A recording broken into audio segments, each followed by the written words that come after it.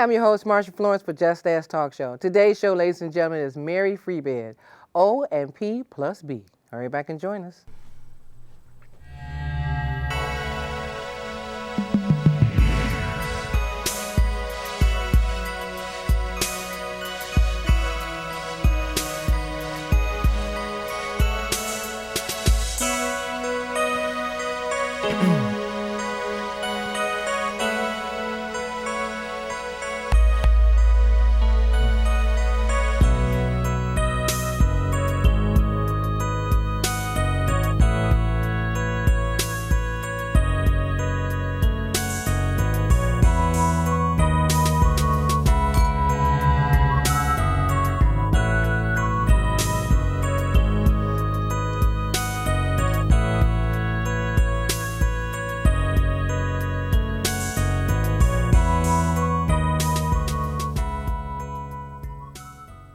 Hi, I'm your host, Marsha Florence for Just Ask Talk Show. Today's show, ladies and gentlemen, is Mary Free Bed, O and P plus B. And we have with us Todd Salley, Manager of Business, and Eric Rzeppa, CPO. Good afternoon, gentlemen. Good afternoon. Thank you. Now, first of all, I want to say something. Rzeppa, did I get that right, Eric? You did. Great. Okay, so now we got to keep it going. So first of all, I want to thank you both for being here, as well as I want to go back and thank you for being a part of our wonderful Health and Fun Fair event, where we all had a chance to meet and connect. So we want to bring to our viewers a story about what is Mary Free Bed. So we want to start with you, Todd. You can tell us about yourself, your role at Mary Free Bed. Wonderful. And Marsha, thank you. It's a real honor to be here and a pleasure. And attending the conference that you had was absolutely wonderful. You're doing a great thing for the community. I really appreciate it. Right, thank you. So it's great to be here. Okay. My name is Todd Salley. I am the Manager of Business Development for Mary Free Bed, Orthotics, and Prosthetics. Now, we are part of a large hospital, a large rehab hospital in Michigan here. It was started in Grand Rapids, and we now have partnered with Covenant Hospital. So we have two full rehab facilities in Michigan. I represent the 8 offices across the state covering orthotics and prosthetics. And our closest office in Southeast Michigan is in Troy, Michigan, right here at 1717 Stevenson Highway, where Eric Rzeppa works as a CPO, Certified Prosthetist and Orthotist. So Eric is our clinical side, and I get the privilege to represent this office along with Saginaw and Lansing in reaching out to the physicians, the surgeons, neurovascular, trauma, ortho, and asking for their referrals to come to us. Okay. So that's what my job is, to promote the team. Okay. Well, Eric, I mean, you seem like a man about town here, so tell us a little bit about yourself and your role there at Mary Free. Okay, I'm a certified prosthetist and orthotist. I've been in the field for about 35 years, and I specialize in pediatrics. I do work with adults as well, but primarily my day is filled with pediatrics. Wow. So children that are born or have is it mostly children that are born with, disabilities, or what do we have here when you say you work with pediatrics? Very often it is children that are born with disabilities such as cerebral palsy, muscular dystrophy, things of that nature, Down syndrome. And we're working with them in various capacities to hopefully restore and maximize their function. Okay. Now, what I have to tell you, the name is a mouthful, so I had to let you tell me. So it's Mary Free Bed. Correct. Orthotics, prosthetics, and bionics. Okay, correct. So why so many? It's, because all of those elements are involved within our department. So Mary Free Bed is the nonprofit rehab hospital that started in the late 1800s. And the story is it's a beautiful story. A lady named Mary found an empty change purse on the sidewalk. And she made it her life's mission to make sure she picked up this change purse and asked all of her girlfriends named Mary to donate a dime to make sure that there was a free bed at the local hospital for anyone who needs it. So our foundation is rooted in nonprofit, taking care of others. Okay. Our foundation is rooted in service. Okay. So it's a beautiful story. That's nice. Yep. I mean, because I kept wondering, where'd they get the name Mary Free Bed from? You know, It goes and right back to we really didn't know what Mary Free Bed did or does, but now for you to tell us the story, and Right. you guys are under the nonprofit umbrella. That's It wonderful. is a nonprofit hospital, and it's still run by a guild of, well, there was a group of Marys at one time, and now there's a number of ladies that are involved with the guild.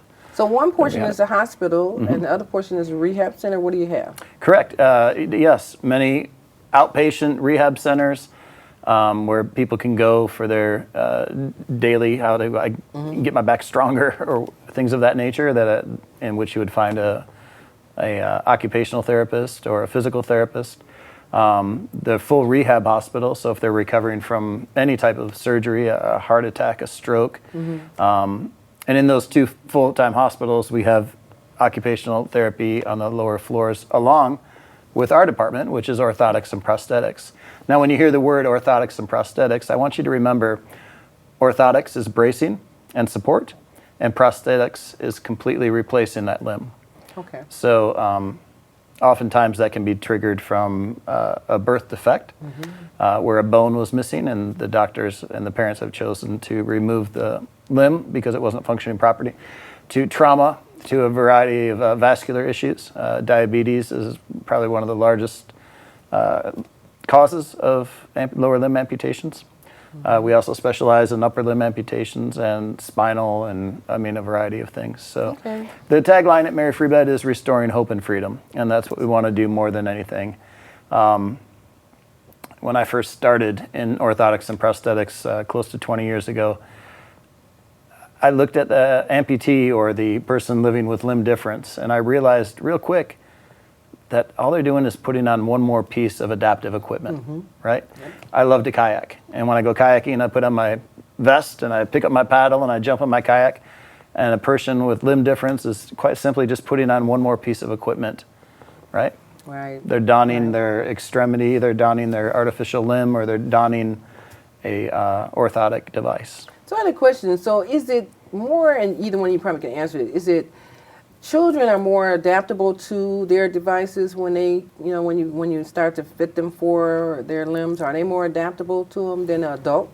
Well, very often a child has an experienced loss, especially if it's a congenital issue. Sometimes with adults, you do go through a mourning process. If you've had something, then you lose it. If you've had your leg and you lose it, there does tend to be a mourning process very often. Where with children, we don't see that. Right, right. So they embrace the change because it's being brought in at an early age where they can adapt It's what to they it. know.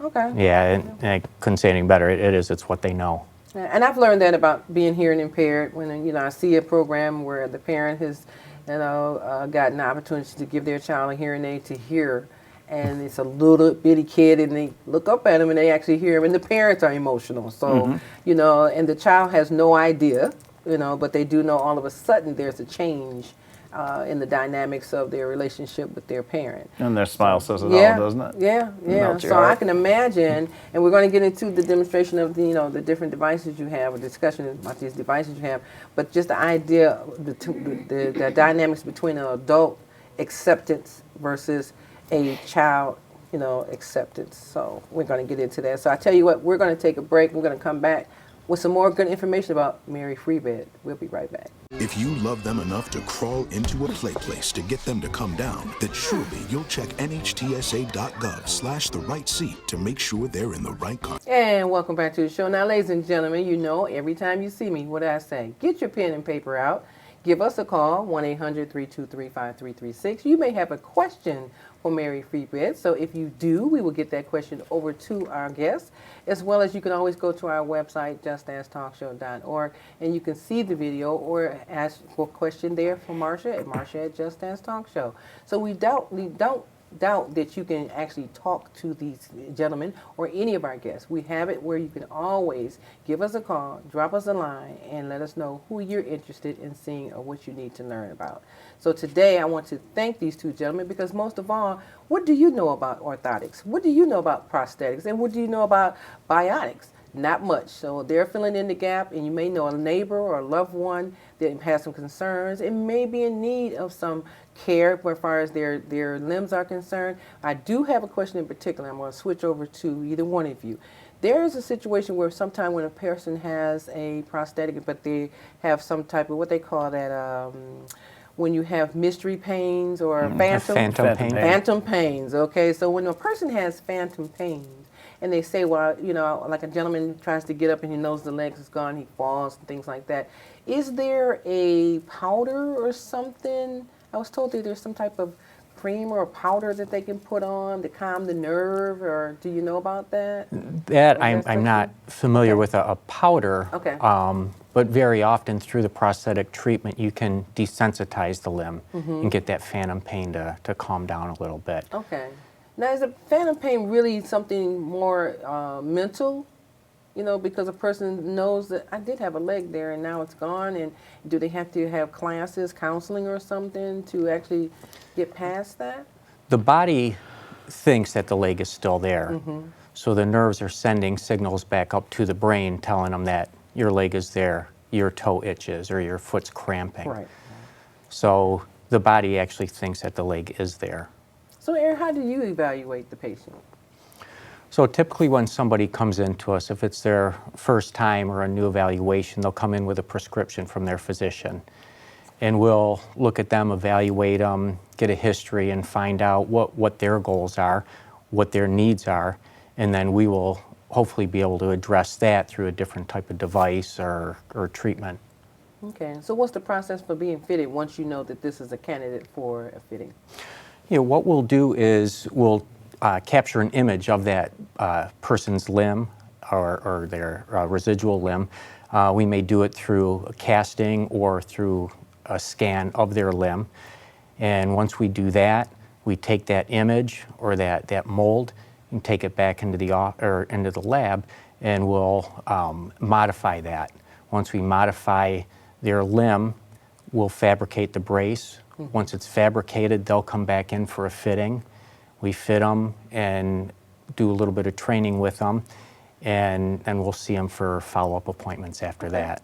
Okay, so I know you guys have the rehab facility, which you actually have people come in and spend time with the trainers to teach them how to walk again or utilize the At a few of prosthetic. our locations we do. So basically, when you don't, okay, so all your facilities are different. They are uniquely different, yes. Okay. In Grand Rapids, we have a full-on hospital with full therapy and orthotics and prosthetics. Saginaw is the same way. So we can be working with a brand new amputee. And at those locations, they can be seeking psychological help. They can be seeking strength and conditioning. They can be seeking occupational therapy, physical therapy, along with prosthetics. Okay. So they're gait training, walking with these different therapists and understanding how to use their new device. Okay, so in our Troy facility, what type of service would you provide? Our Troy facility is a standalone orthotic and prosthetic facility. Okay. So, meaning if we do need to partner for therapy, and we'll often refer to other local therapy groups that can assist with those products. But Okay. those are not under the Mary Free Bed umbrella at this time. Okay, so when we are, looking at these clips of the prosthetics being made, that's what your lab does? Correct. That's- Do we call Yes. it a lab? It is a lab, Okay, yeah. we call We it a fabricate orthotics and prosthetics. They're custom as well as some off the shelf, but primarily custom because each device is custom manufactured to that individual. It has to fit perfectly. Okay, so people actually can come in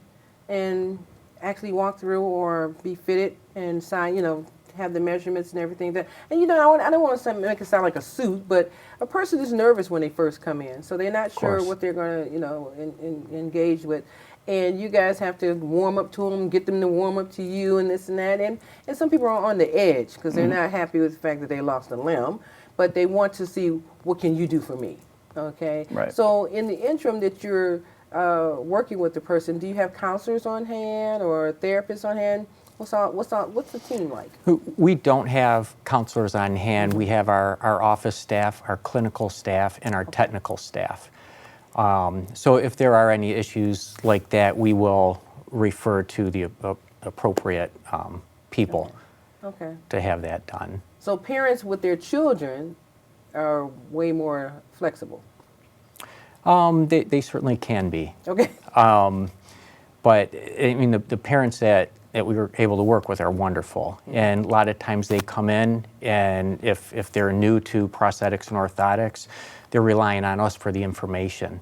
Very often, if we're working with somebody that we've known for a while or they've been kind of in the game for a while, we're sometimes learning from them. Okay, okay. So the aging process with orthotics, is that difficult because people are, their limbs are shrinking, or they're gaining weight? I've heard people say that I gotta stay a certain weight because I will go past the measurements or the length of my prosthetic. Is that true? It very well can affect it. Okay. So with prosthetics, we do see quite a change in their limbs as time goes on. In the beginning, after an amputation, there tends to be more swelling or more edema. And what our job is to try and condition their limb and get that edema or that swelling out of it. And that is a process to do that. So does that take a while, like months of time? It does. Okay. It does. So in let's say the first 6 months after an amputation, there's quite a change that's occurring. Okay. And the change is not only from the amputation to the fitting, but it also can go from morning till afternoon or evening. There will be a fluctuation throughout the day too. Okay. And that's part of our training with the amputee, is to help them understand the changes in volume and what they need to do to manage that throughout the day. Okay. So if it's a child and the child is study growing, he or she is aging, do the parents come every so many years as the child grows to get remeasured and have a device redesigned for them? Absolutely.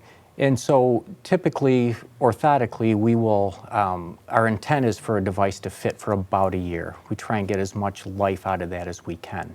Okay. And the materials that the devices are made out of, we can change, or we can grow Modify. them. Yeah, and modify as the child grows. So what we'll do is we'll heat them up, heat the plastic, warm it, and change it to their new shape. Okay, okay. Now, this may be a strange question to ask, but the name of the show is Just Ask. Is there anything such as a recycling of these orthotic parts or anything? Is there recycling? That's a great question. We're asked that all the time. And we can't recycle them to another individual, Right. but very often we run across various groups that are doing mission work. And they're always looking for prosthetic components or old orthotics and orthotic components. So we collect them and we will save them and ship them to them, and they will take them in. Okay. Okay. Well, because somebody wants to know, everybody doesn't, really can't afford it, or they're saying, well, I just want to make sure I can try this, okay? So I tell you what, we're going to take a break, and we're going to come back with some more good information about Mary Free Bed. We'll be right back.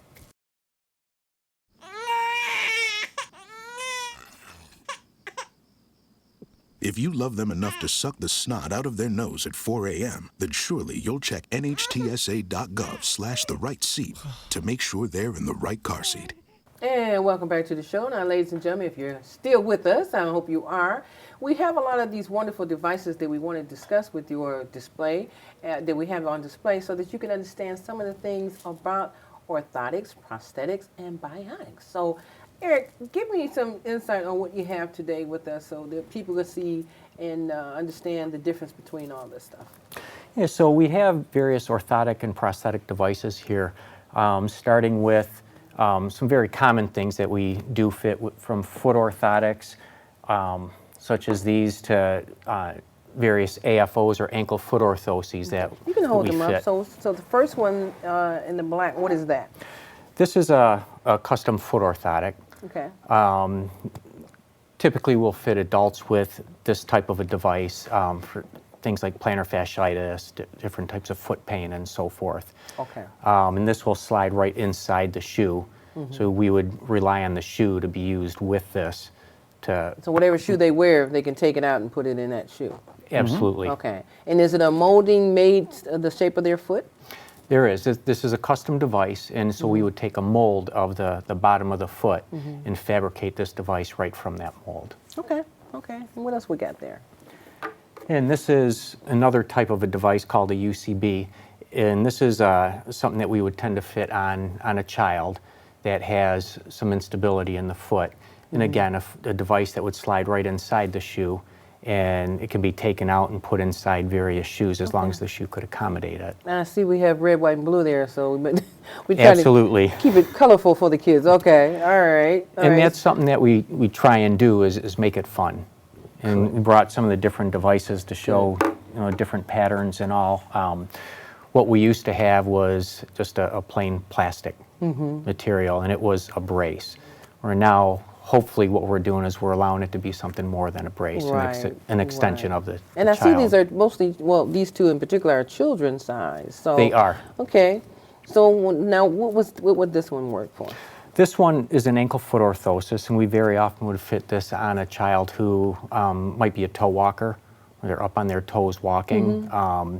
That could be idiopathic, or we're not sure why the child is doing that, or very often we'll fit something like this on a child with cerebral palsy.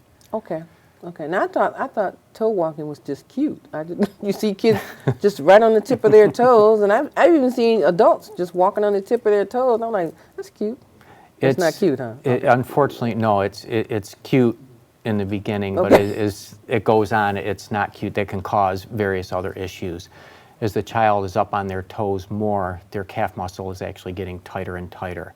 Oh, wow. Okay. And if they're on their toes very frequently, that just feeds into that tightness, and it does require further intervention later on. Okay. All right. I'm glad you told me. So no more cute toes. Okay. Stay off your toes. All right. So what else do we have here?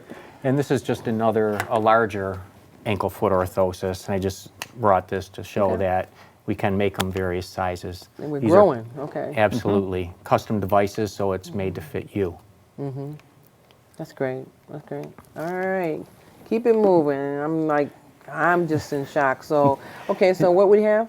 And so this device here, this is actually a 3D printed device. Again, it's a custom device, but just something that was not made in our lab, but it was digitized or scanned and sent to another lab and fabricated through a 3D printer. So when we say 3D, we're talking about, like you said, digitized and put together first so that you can see how it's made.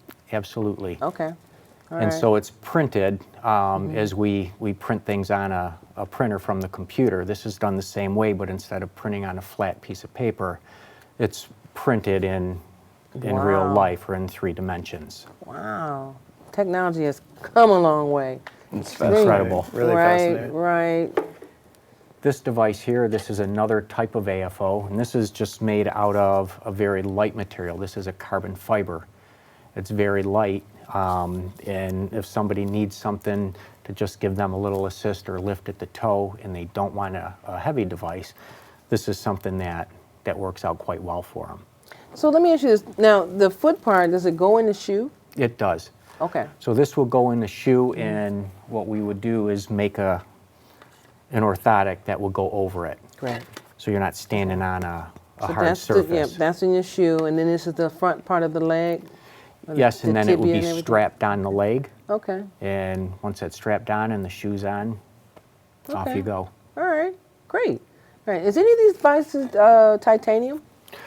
The only titanium that we have in any of the devices will be in the prosthetics. Okay. All Okay. right. What do we have? And this is a below-the-knee prosthesis. You asked about titanium, and some of the componentry is made out of titanium. Okay. Very strong. The only reason and I asked about lightweight. titanium, they make it sound like titanium lasts longer. And titanium is very light and is very strong. There's instances that is the preferable material, but very often too we might use aluminum, which can be, again, very light and strong, have a little different application. And if we need a heavy-duty device that might withstand a lot of abuse, we might go to stainless steel. Oh. But that comes at a cost of a little heavier. Okay. So now device. this is below the knee? This is below the knee, correct. Okay. Okay. All right. Okay. And does it have movement?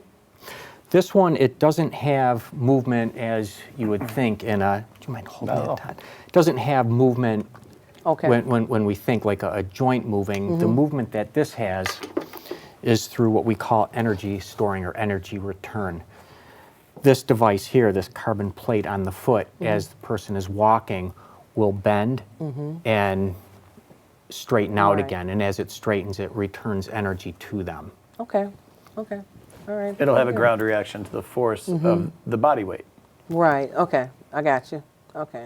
All right. So the part in there, the white part, that's the sleeve for the limb. This is. Okay. And this is a preparatory prosthesis or a diagnostic socket.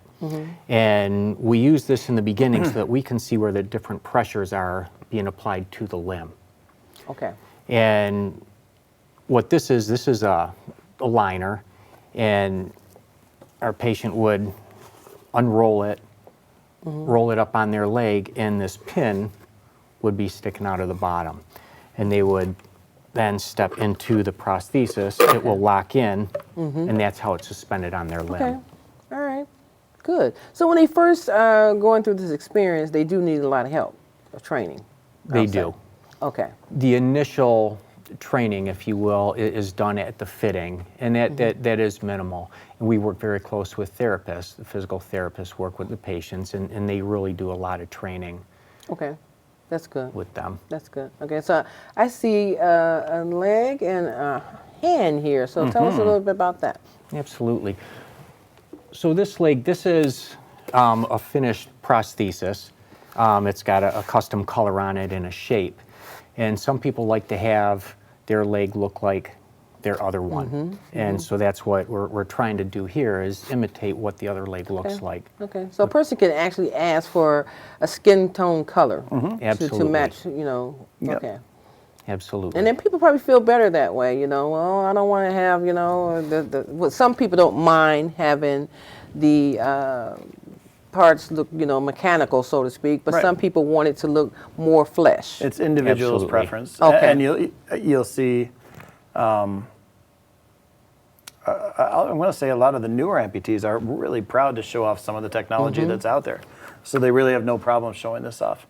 Some amputees really prefer that, you know, they have a finished prosthetic to fill out their pant leg so it doesn't look so, Okay. you know, it won't catch the eye of a stranger or something along those lines. But it makes them feel comfortable. Right. So it all comes back to their personal preference. Right, right. Okay, so I got one more item I want to see right quick, and Here we're comes the gonna wrap Bionic. up. This is a below the elbow prosthesis.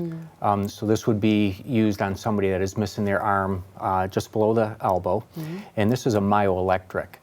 And like Todd said, this is where the Bionics come in. And what we can do with a prosthesis such as this is we can harness the muscle action.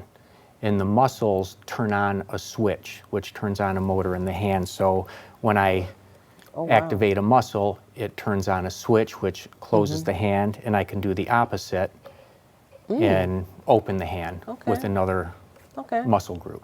All right, wonderful, wonderful. We have come a long way. Isn't that fascinating? Extremely long way. I thank you gentlemen so much. So, you know, and I hate to close, but I got to. So, will you come back and join us again? Absolutely. to. Yeah. Okay. We want to finish educating our viewers, you know, and support you guys in making sure people know where you are, what you do. Okay, so we have your phone number at the bottom of our screen, address, and all that kind of stuff. So we will be definitely getting the word out about Mary Freebed.